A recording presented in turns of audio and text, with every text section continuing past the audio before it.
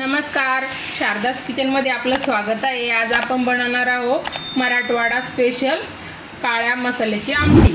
चला पटकन रेसिपीला सुरुवात करूया। आणि अशी आमटी जर एकदा बनवली तुम्ही तर बार बार बनवून खाल, खूपच मस्त होते। पटकन रेसिपीला सुरुवात करूया। हे बघा, इथं 4 प्रकारच्या डाळी घेतलेल्या आहे मी।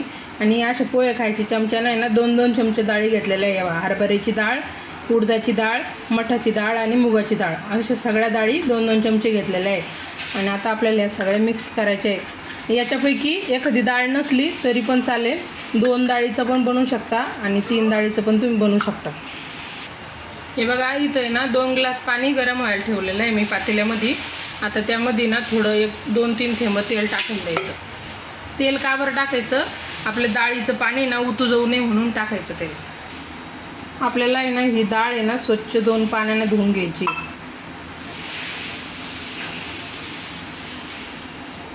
हे बघा, 2 पाण्याने स्वच्छ डाळ धुवून घेतलेलं आहे। आता आपल्याला ही पाण्यात टाकून द्यायची।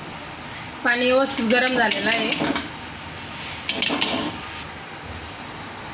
आता आहे ना या डाळीला चांगलं शिजू द्यायचं आहे आपल्याला।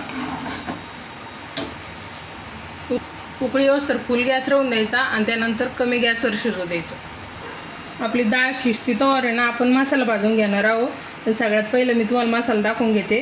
तेव्हा 10-12 हिरव्या मिरच्या घेतलेल्या आहे, थोडेसे धने घेतलेले आहे, थोडी खसखस, शहाजिरे, 2 लवंगा, 2 मिरे आणि 2 तेजपत्ते घेतलेले आहे।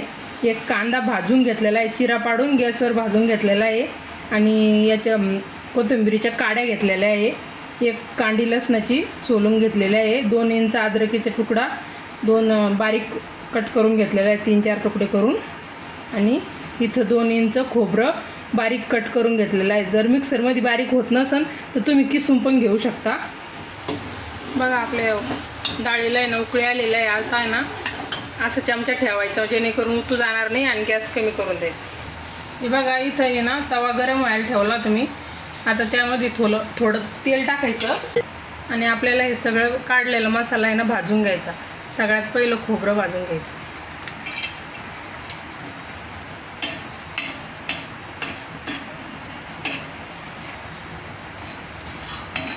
सगळा मसाला आहे ना आपल्याला असं भाजायचा आणि एकत्रच काढून घ्यायचा आहे।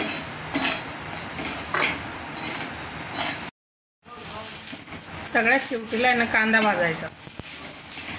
कांदा आपण गॅसवर पण भाजून घेतला होता आणि याच्यावर तव्यावर पण थोडं तेल टाकून भाजून घ्यायचा।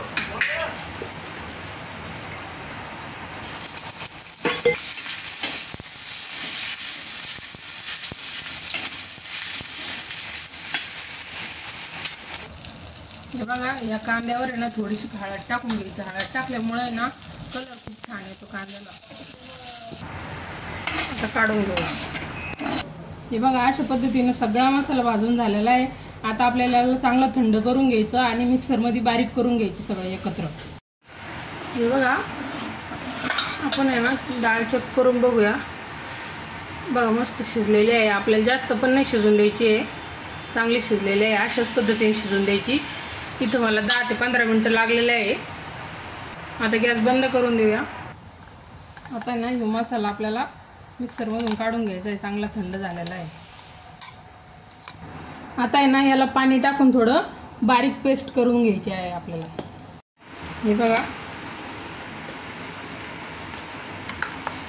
स्मूथ अशी पेस्ट तयार झालेली आहे सगळ्या मसाल्याची। आता हे मसाला बाउलमध्ये काढून घ्यायचा।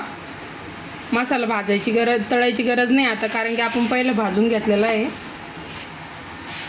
ही डाळ आहे ना आता मिक्सरच्या भांड्यामध्ये टाकून 1 सेकंदभर फिरून घ्यायची, जास्त फिरायची गरज नाही आहे। हे बघा, अशी एक थोडीशी डाळ आहे ना मी अशीच ठेवलेली आहे, आपल्याला अशीच टाकून द्यायची। हे बघा, डाळ अशा पद्धतीने करून घेतलेली आहे, जास्त बारीक नाही करायची डाळ। हे बघा, याला पण याच्यात टाकून द्यायची। मिक्सरचे जार धुवून ते पण याच्यात टाकून द्यायचं।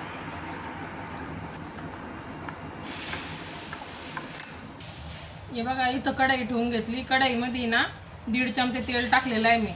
आणि हे बघा, इथं ना 3-4 पाकळ्या मी लसणाच्या बारीक कट करून घेतलेल्या आहे फोडणीसाठी। याला फोडणीला काही जास्त लागत नाही, फक्त लसूणच घालायचं फोडणीला। हे बघा लसूण चांगला लाल झाला का थोडी हळद टाकायची। आता आपल्याला हे बॅटर त्याच्यात धुवून टाकायचं। ही डाळ जी बाजूला काढून ठेवली ती पण टाकून द्यायची। आणि पाणी ना तुम्ही तुमच्या मर्जीनुसार कमी जादा टाकू शकता, पण ही आमटी ना पतलीच चांगली लागती। तर हे बघा अशा पद्धतीनं अजून शिजून थोडी घट्ट होईल तर मी आणखीन थोडंसं पाणी टाकून घेणार आहे। आता ना उकळी येऊस तर मोठा गॅस ठेवायचा आणि उकळी आल्याच्या नंतर 5 ते 6 मिनिटासाठी कमी गॅस करायचा आहे आपल्याला। आता ना कोथिंबीर टाकून देऊया, चवीनुसार मीठ टाकूया, मिक्स करून घेऊया आणि आता उकळू देऊया आपण आमटीला। वा वा वा वा, आमटीचा वास तर इतका मस्त सुटलाय ना, मस्त लगे। हे बघा चांगली उकळलेली आहे आपली आमटी। गॅस बंद करूया आणि आता आमटी काढून घेऊया। बघा आपली आमटी मस्त सर्व करून दाखवलेली आहे तुम्हाला। मस्त कोथिंबीरीचं हिरवागार कलर आलेला आहे आमटीला, हे बघा छानपैकी। आणि आवडले असेल तर व्हिडिओला लाईक करा, चॅनलला सबस्क्राईब करा, शेअर करायला अजिबात विसरू नका। आणि कोण कोण ही अशी आमटी बनवतं मला कमेंटमध्ये नक्कीच सांगा। भेटूया आपण नवनवीन रेसिपीसोबत पुढच्या व्हिडिओमध्ये।